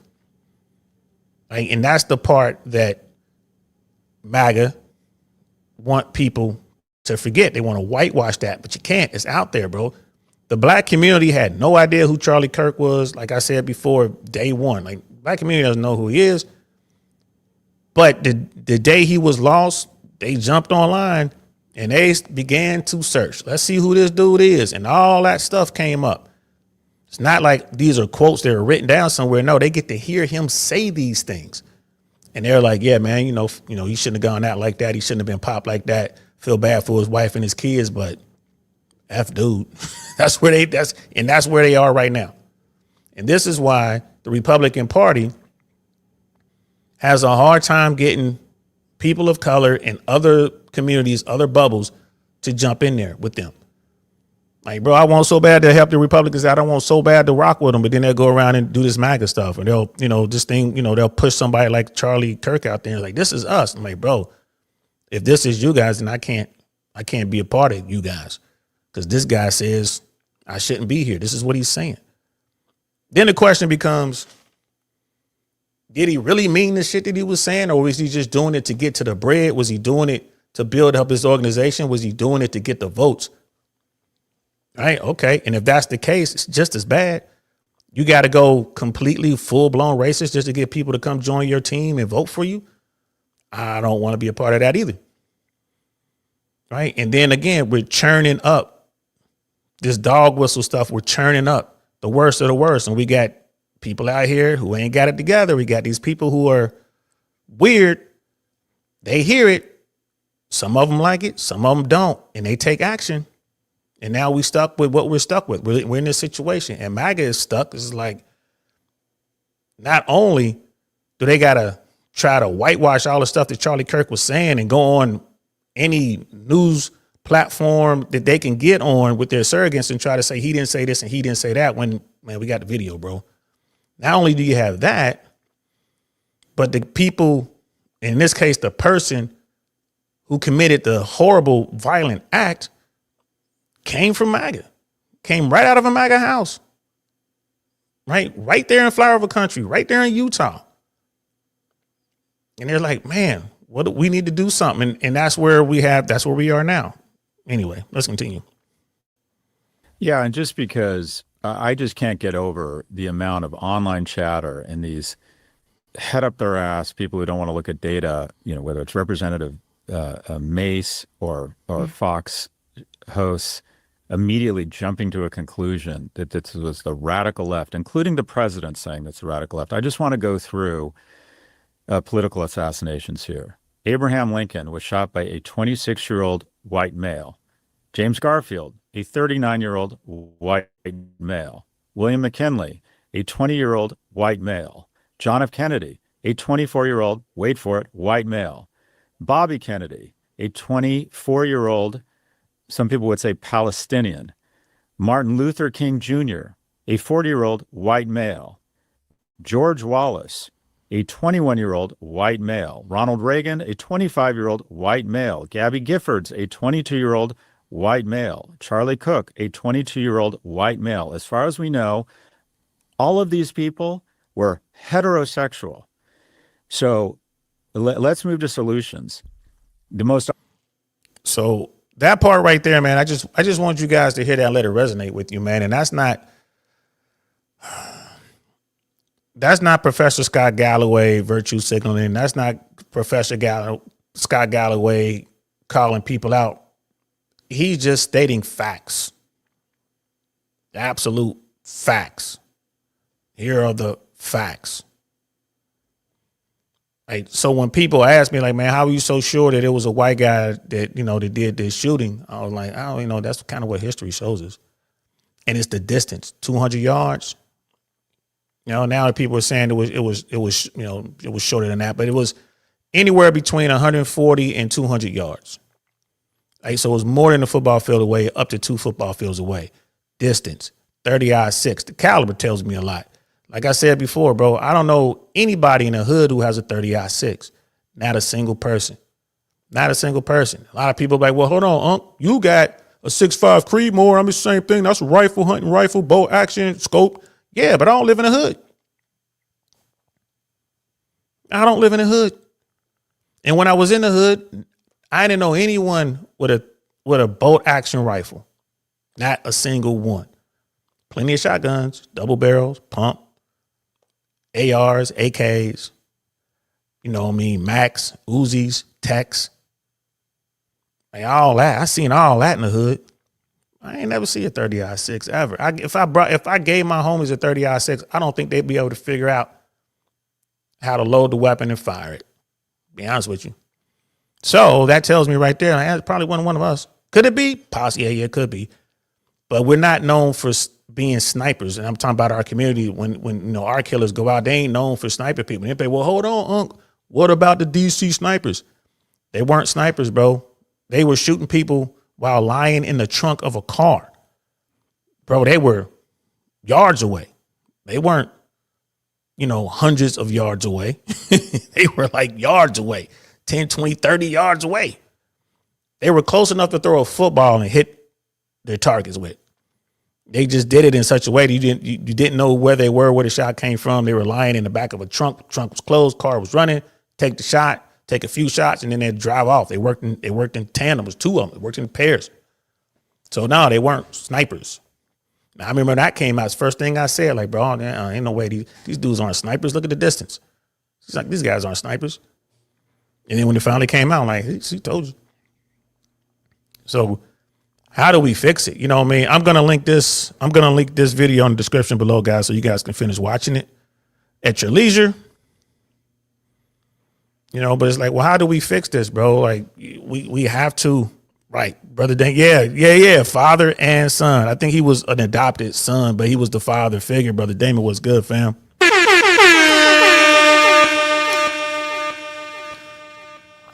And the father figure was executed as he should have been, and the son, they commuted his sentence to life in prison, which they should have. And this, again, even that sense, that dude, that young kid, was indoctrinated by an evil person, and he still went out and did what he did. You got to pay for it. I get that. I think he should be in prison for life without the possibility of parole, and I think that's what he got. But how do we fix it, man? Parents, we gotta do our part. Talk to your kids, get them off the computer, get outside. I've talked about this before. Get your kids outside, get your kids involved in stuff, man. Pay attention to what's going on in their world. Have conversations with your kids. Force them to talk to you. Just sit there. Force them to talk to you. I talk to my daughter all the time. How was your day? You learn anything today? And she just starts smiling like, how come I send you to school every day and you acting like you ain't learned nothing? She's like, well, I don't remember. Like, well, try to remember next time. But she's remembering enough. She's got all A's and B's, got like one C. And she's like, it's coming up. I turned in an assignment. So that C's coming up. I'm so proud of her. But we talk. And then, I'm like, how was your day today? How was your day today? Normally, like, nothing. What happened? Anything crazy going on? Anything good? No, nothing. And every now and then it's like, oh, it was a fight. Did you see it? No, I heard about it. Oh. And then today it was like some kid called in a bomb threat or some sort of threat to the school. Word? When did this happen? I don't know, like a couple days ago, but they called the kid. Like, what did they do to him? He got arrested, he got expelled. Like, they don't play with that, huh? She was like, nope, they don't play with that. I wouldn't have known if I hadn't asked her. I mean, I asked my daughter every day, what you doing? Every day, try it out with your kids. I ask your kids, what you doing? Right? That's how we can help. If you got especially a boy, Professor Scott Galloway has been talking about this for a couple of years now. He's like, there's nothing more dangerous than an isolated man, young man with no prospects, with no job, is either unemployed or underemployed, who's checked out and given up on society. He's like, there's nothing more dangerous than that. And he's right. I hope his message stays out there. I hope he keeps doing it. Joe Cool's in the building. What's good, fam? He's like, bro, I can't resist the link, but I don't know the topic. I'm wrapping up anyway. I was just gonna ask you your thoughts on this whole Charlie Kirk situation, man. If you want to pop up, man, feel free to jump up. This Charlie Kirk thing, we're talking about the shooter in particular. I think this Charlie Kirk shooter, I think this young kid just snapped. If you want to jump up and give me your take on it. Do me a favor. I've been keeping it pretty clean. I've been keeping it pretty PG because, I'm trying to, hopefully get a little monetization out of this. So if you can help me keep it a little PG, I appreciate it, bro. Brother Dane was like, the DC sniper's wife was on Faraji Muhammad's show, The Culture, on Roland Martin's Black Star Network a couple of years ago. Yeah, the DC thing, the DC snipers, I don't know if people realize this, but with the DC snipers, all of that, all of the deletion they did, all of that was so they can get one woman. That guy wanted to get one I remember that. Yeah, Woman. Right. You remember Yes, that? I remember that. It was to get one woman, and they didn't get her. Yes. And didn't even get her. They didn't get her. Right. She said she walked right past him and she didn't know at the time. And somebody was sitting out front of her house and they kept a newspaper to cover their face as she walked past. She thought it was very suspicious. Next thing, some police came, snatched her out the house, and he had been out there watching her. It was all over trying to get that one chick. All over trying to get one chick, man. Joe Cool, how you feeling, brother? Good to see you, man. Let me show you some love. Let me give you Don DeMarco for jumping up in here, bro. Dom DeMarco. Right, man. I like that. I'm feeling good too. And, I'll do the best I can. I did hear you say, respect how you talk on here. I'll do the best I can. I want to support you 1,000%. I would not do anything to hurt you. So, I'll tell I Kirk my appreciate mouth. you. I appreciate you. That's all we can do is try, man. That's all we can do. Right. So what's your take on this? So we were talking about the Charlie Kirk situation, man, his murder. In particular, we're talking about the shooter. And I think the boy just snapped. That's what the whole show was about, man. But what's your take on the whole thing, man? Like the Charlie Kirk, the murder itself, the shooter, what's been said out there from various people, the political impact from the left and the right? I'll start with what you said about whether the guy just snapped. I think we can take that for granted because most people go through these type of things and they don't take it that far. So there is a difference. We can call it snapped for now. There is a difference between that dude and other people. I don't think that, that there is the layer of hate. That left versus right shit is crazy. It's probably always been that way, but I feel like it's extremely crazy right now. It's divisive and shit. I don't think it's driving motherfuckers mad where they do crazy stuff like that. Not the normal person who's not already over the edge. But I think both sides are equally as guilty. Kirk was an asshole. He was okay. Maybe I should have started out with the dude was brilliant, and I admire everything and want to be a part of everything that he said. The problem is some people are not part of it, and the more you preach that, go ahead. No, I'm listening to you. I'm agreeing. Okay. I'm agreeing, bro. I'm listening. Keep going. Yeah. The more you preach that, the more and especially the more popular you get, the more people are gonna get mad at you. This is why Trump. I'm not a fan of politics, but this is why he draws such love or hate. He has that same ability. When it's us, it's us. You want to have a beer with that motherfucker and be on the other side where it's them. He'll blow you to bits. And people, the more power Charlie got, he was entering that category. He could destroy people with a word and that type of thing. So every time he did say something silly, it was amplified. And now I'm going to step really lightly for the sake of YouTube. Until he said something about a certain country, that might have put him in jeopardy too, because they've been taking all his bullshit all these years. But when he came out against that one country and started saying that crazy shit, he didn't last 2 weeks. Yeah, that's the thing that when it's happened, a lot of people, because I rock on both sides politically, man. I rock on both sides, man. I'm more of a centrist, and I mean, if you want to really put my feet to the fire, I'm center right. Okay. You know what I mean? But I'm nowhere near the extreme stuff. But people were saying right away, like, they talked about that country and they talked about a certain group of folks, and man, they came and they got him, and right away I was like, nah, I think what happened here, I think it was a weirdo with a gun. It's going, what I mean? It's going to be a white boy. Yeah, I mean, it's like they just fit the profile, because if it's those people we talking about, they know how to get rid of you, bro, and they don't leave a trace. I was just watching something a little short the other day, yesterday or something, where I don't know if you remember in that Arab country that that journalist got killed and they sawed him up and took him out the building. They saying that was the Mossad, and they somehow locked 2 locks from the inside that locked from the inside. They say when the police got there and the FBI, whoever their equivalent FBI and all of these agencies got there, they couldn't even get in.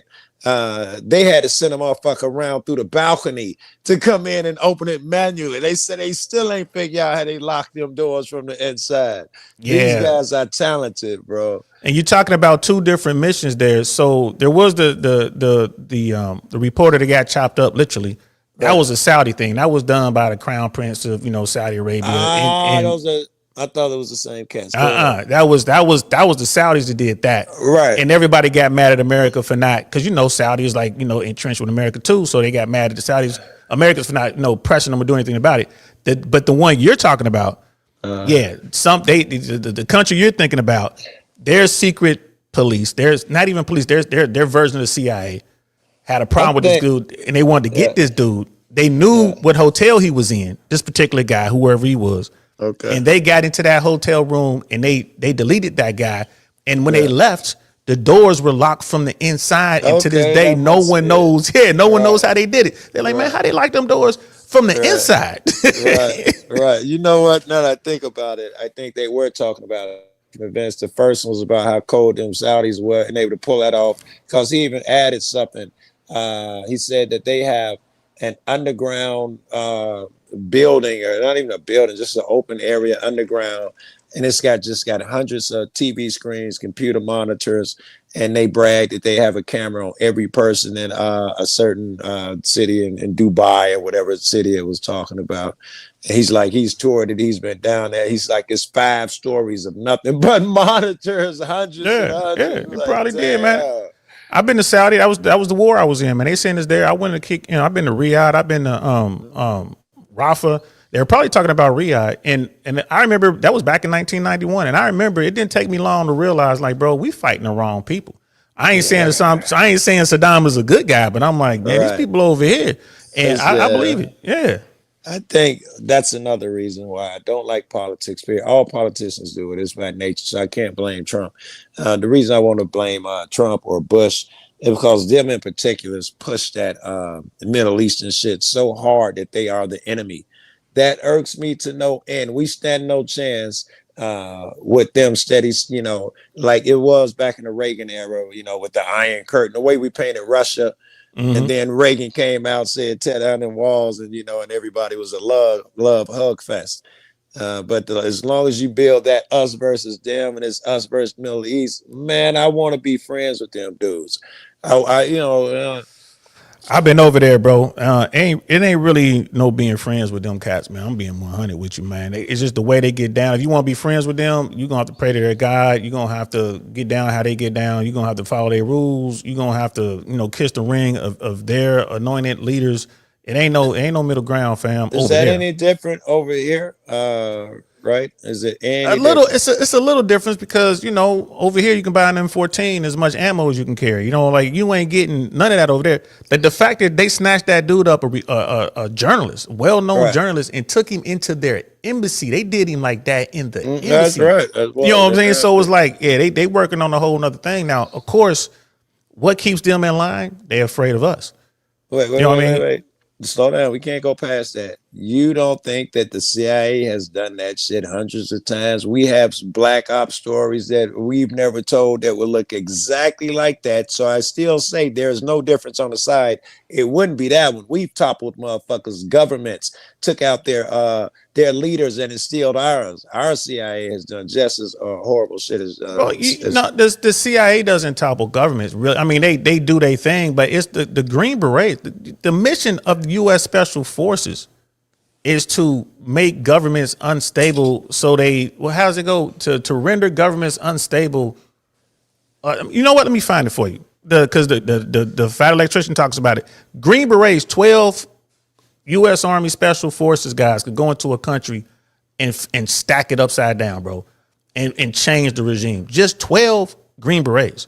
What the CIA is doing is something different. And to your point, yeah, we've done some really dark black ops stuff. The thing is, you ain't catches. You know what I mean? Like that's the difference between us and the Saudis. The Saudis don't even care.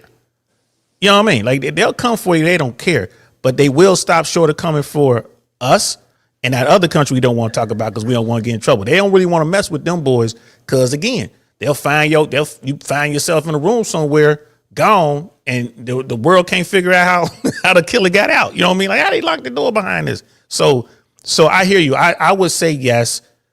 On theory, I get what you're saying. Yes, we're just as bad, but I would say we're better because you can't catch us. We're better, bro. Better at being bad? I think that's Yeah. what you said. Yeah, that's exactly what I'm saying. Better at being bad, bro. Like you won't stack bodies, we'll stack them all the way up to the moon. Like Right, that's check just this it is out. what it is. Check this out. Over the foreign leaders removed, because I should know some because I was blown, so I did the Google thing. For over the many decades, U.S. has used various means to remove leaders, both at home and abroad, including military interventions, covert action by the CIA. In addition, sitting U.S. administrators have recently removed senior militaries and intelligence personnel. Foreign leaders removed. Saddam, and then we replaced them with our own. We even had one waiting for Saddam, but the people didn't accept him. Gaddafi, Mohammed Mossadegh, or whatever that cat name was. Guatemalan, If you have no South Vietnam, El Salvador, Chile, Latin America, and Spanish American Philippines. That's late 19th century. The list goes on and on from all the leaders we removed. And Yeah, bro, that was our thing, especially during the '60s. Yeah, post World War II. You know what I mean? When with the Cold War, man, all through Africa, all through Central and South America and Southeast Asia, because we were fighting. It was a Cold War between us and the USSR. But I want you to see this real quick. This is the friends again. Yeah, well, I want to know when this is. Well, because that's not. Can't we be friends? Because the powers to be wanted all, man. It's about greed. It's not about me and you. Me and you can be friends with our counterparts over there, but our government, bro, it's about control. It's about power. And right now, right now today, I say we're on the best team, but I don't know how long America can hold out. Because we got so much going on here, but we'll see. But this video right here, man, this is the fat electrician. Okay. You got to watch this, man. Check this out. All right.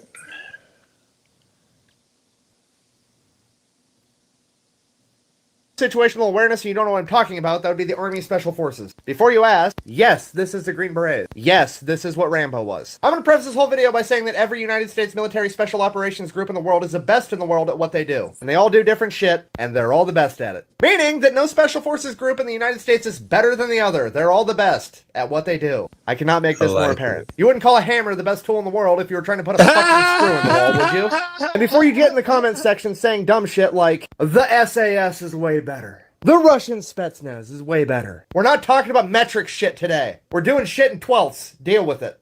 Anyways, to get the Special Forces tab, you have to be selected through a selection process. Well, what are they looking for in this selection process? I have no fucking idea. It's a secret. Apparently, they say they're not looking for the best candidate. They're looking for the right candidate.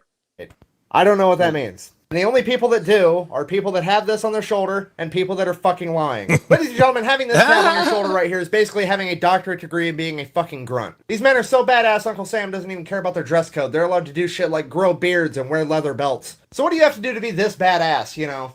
Dropping guys in a ball cap. Well, let's consult their challenge coin for that. Anything, anytime, anywhere.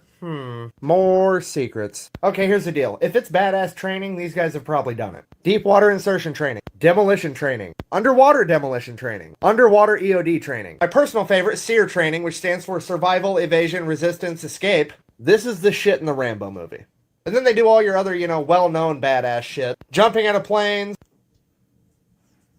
Badass air assault type shit where you're just a set of truck nuts on a Chinook, I guess? What really sets these guys apart is that there's multiple special forces units and they're all assigned a specific theater of the world. Theater meaning a specific region of the world. After assigned, they become experts in that region of the world, going as far as learning the local languages, learning and studying about the local economics. Why in the fuck would you teach a grunt multiple languages in economics? Well, it's because these grunts aren't for stacking bodies. They're for stacking countries. You see, these PhD-bearing grunts, Dr. Grunts, are meant to be dropped in a 12-man group into a country, at which point they will do what their charter says they're gonna do. And their charter says, and I quote, to destabilize current governments and or regimes in such a manner that they can be deemed neutralized. That is a fancy way of saying these grunts are going to take your whole country, throw it in a burlap sack, shake the holy shit out of it, and then tactical Pinocchio the fuck out of there. So in conclusion, if you're out stargazing one night and you see a bunch of guys like this fall out of the sky, I definitely wouldn't fuck with them. But more importantly, I would go home and start packing my shit, because the whole country is about to go downhill.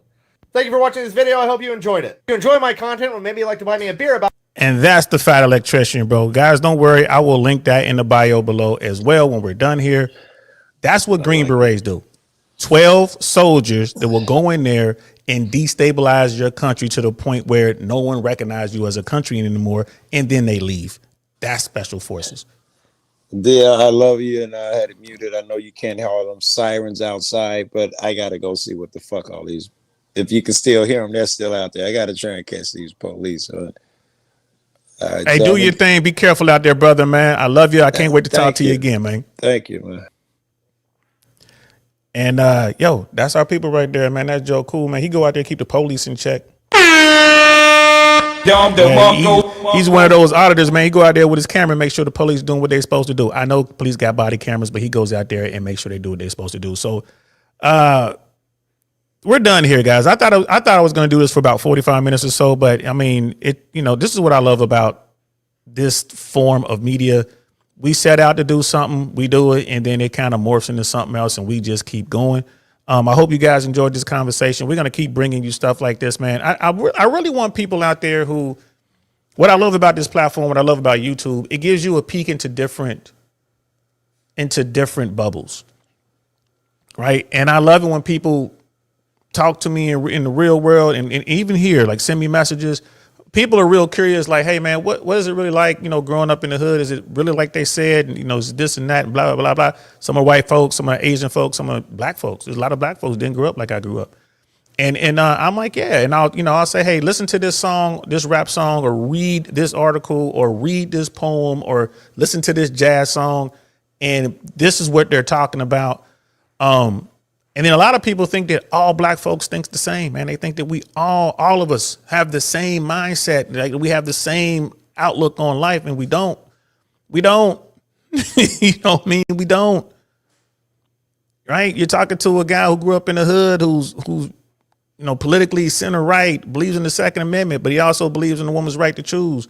Right? I also believe that anybody who's of legal age should be able to do what they want to do, so long as they ain't hurting other people. But I also believe that if you're not legal age, you should not be allowed to be put on hormone blockers and modify your body and mutilate yourself because your parents said it's okay. No, you should have to wait until you're grown to make that decision on your own. And there should be a little, a little cool off period there. Like, okay, you want to do it? We're going to have you sit down and educate you on this, down the third, blah, blah, blah. This is no going back. Make sure you understand everything. It's been 90 days. Okay, fine. You still want to do it? We're going to start cutting stuff off. I believe that. Right. I also believe that Americans should earn a living wage. I believe that will take care of a lot of our problems. You talk about these weirdos out here, these guys who have given up. What's one thing to give them buy-in? Right? A living wage.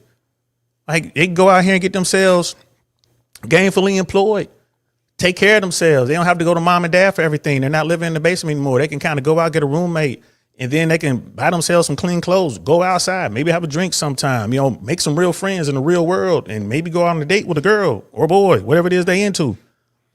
Right? That will help. That will help. But that's what I think. And there's black people who do not think that way.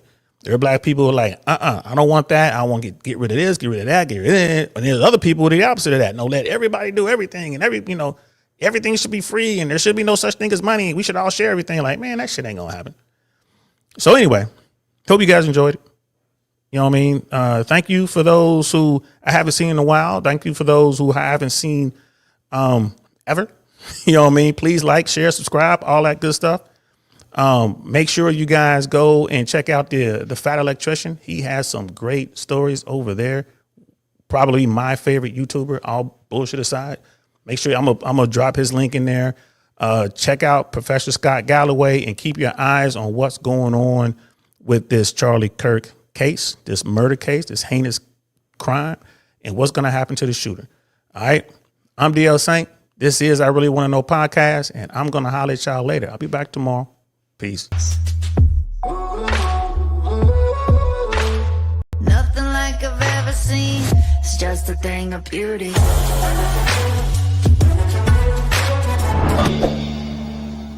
Darn, that's the end.